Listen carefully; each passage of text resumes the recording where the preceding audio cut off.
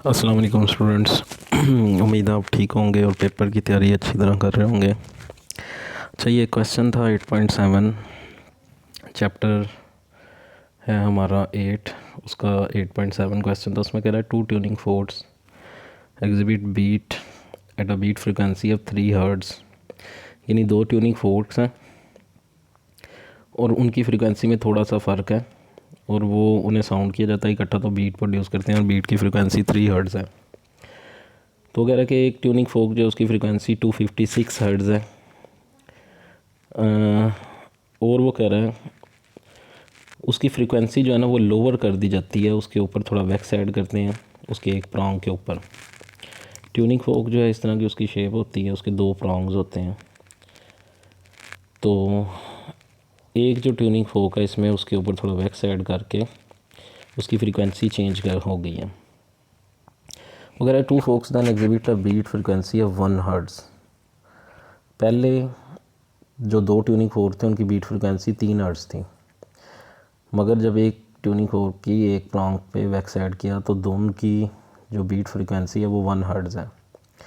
तो हमने सेकंड जो ट्यूनिंग फोर्क है उसकी फ्रिक्वेंसी जो है ना वो फाइंड करनी है। एक ट्यूनिंग फोर्क की फ्रिक्वेंसी दी हुई है और एक ट्यूनिंग फोर्क की फ्रिक्वेंसी फाइंड करनी है। जिस ट्यूनिंग फोर्क की फ्रिक्वेंसी गिवन है उसे मैं नाम दे रहा हूँ F1 का। फ्रीक्वेंसी ऑफ 1 ट्यूनिंग फोर्क वो हमारे पास आ गई, F1 256 हर्ट्ज़ है। और जब दोनों में से किसी पे भी वैक्स ऐड नहीं है तो उनसे जो बीट्स प्रोड्यूस होती हैं उनकी बीट फ्रीक्वेंसी 3 हर्ट्ज़ आती है। अब पहले तो हमारे पास जो फार्मूला है वो ये है कि डिफरेंस इन फ्रीक्वेंसी जो है ना वो आपके पास उसका फार्मूला है number of beats is equal to different in frequency. एक की फ्रीक्वेंसी F1 है, दूसरे की F2 का डिफरेंस लेके वो नंबर ऑफ़ बीट्स के इक्वल है। यहाँ पे प्लस माइनस हम यूज़ करते हैं, ये टॉपिक के अंदर हमने ये बात पढ़ी थी। अच्छा, अब ये जो फार्मूला है ना F1 माइनस F2, इसे हम F2 माइनस F1 भी लिख सकते हैं।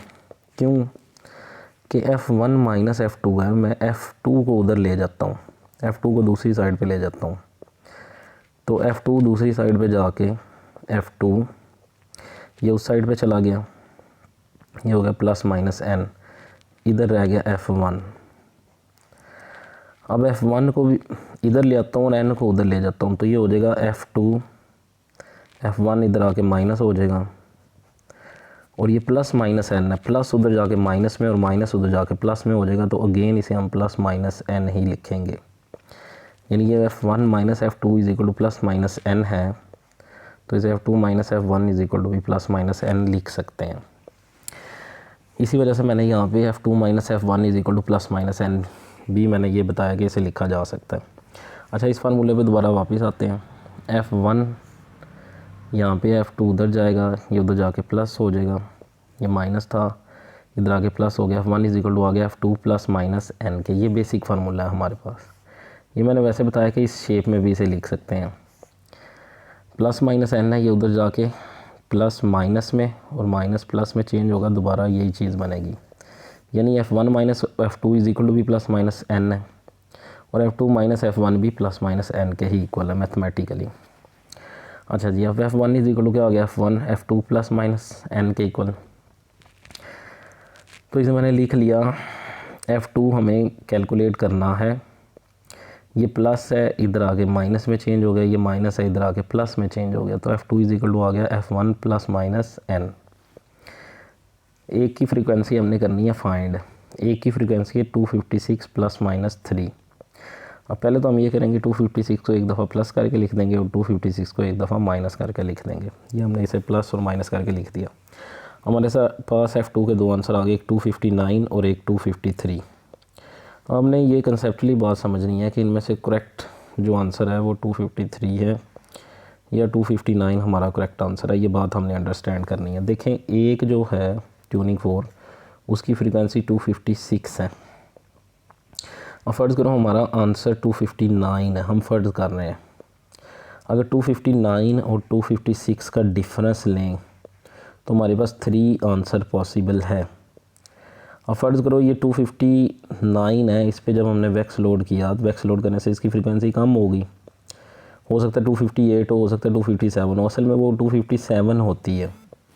कैसे होती है? क्योंकि उसने क्वेश्चन में कहा है कि जब उसे वैक्स से लोड करते हैं तो उसका नंबर ऑफ़ बीट्स 1 होती हैं। तो अगर हमने एक ट्यूनिंग फोर्क को वैक्स से लोड किया, अगर हमारा आंसर 259 करेक्ट है, पहले हम ये फ़र्ज़ कर रहे हैं, तो 259 में से 256 माइनस करें तो 3 है। जब इस पर वैक्स लोड करेंगे इसकी फ्रीक्वेंसी कम होगी, 257 रह जाएगी। 257 में से 256 माइनस करें तो आंसर 1 आता है, जो कि उसने क्वेश्चन में कहा है कि एक बीट प्रोड्यूस हुई। अब हम फ़र्ज़ करते हैं, ये तो हमने इस की बात करी, फ़र्ज़ करते हैं हमारा आंसर ये वाला है। अगर 253 हमारा आंसर था, 256 और 253 को हम माइनस करें तो आंसर 3 आता है। 3 बीट्स प्रोड्यूस होती हैं, आंसर 3 आता है। मगर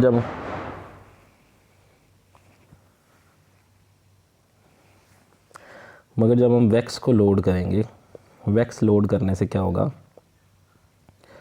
वैक्स लोड करने से ये होगा कि जो सेकंड ट्यूनिंग फोर्क है, एक की तो 256 फिक्स है, दूसरा हमने फ़र्ज़ किया कि दूसरे की 253 है। जब वैक्स लोड करेंगे उसकी फ्रीक्वेंसी 252 होगी या उससे कम 251 होगी। तो 252 और 256 का डिफरेंस अगर लेंगे तो आंसर 4 की फॉर्म में आ रहा है, जबकि वो कह रहा है कि आंसर 1 आना चाहिए। अगर मज़ीद लोड उस पर वैक्स किया, फ़र्ज़ करो 252 से कम हो गया, 251 हुई है, तो 251 और 256 का डिफरेंस 5 आ रहा है, तो बीट फ्रीक्वेंसी बढ़ रही है। जबकि उसने कहा है कि बीट फ्रीक्वेंसी कम होती है, उसका आंसर 1 आता है। तो 1 आंसर आना उसी वक्त पॉसिबल है जब हम 259 लेंगे। एक की फ्रीक्वेंसी 256 थी, वो उसने दी हुई है, दूसरे की 259 है। 259 और 6 का आंसर 3 जब वैक्स लोड नहीं है। जब वैक्स लोड कर दिया, इसकी फ्रीक्वेंसी 259 से कम होकर 58 या 57 होगी, 57 और 6 का डिफरेंस 1 आता है। अगर हम 253 लें, उसमें वैक्स लोड करें तो उस 53 से कम हो गया 52 होगी। 52 और 56 का आंसर 1 कभी भी नहीं आता, उसका आंसर या 4 आ रहा है, अगर मज़ीद कम लेंगे तो 5 आएगा। तो इस वजह से ये वाला आंसर हमारा पॉसिबल नहीं है, ये वाला आंसर हमारा करेक्ट आंसर होगा।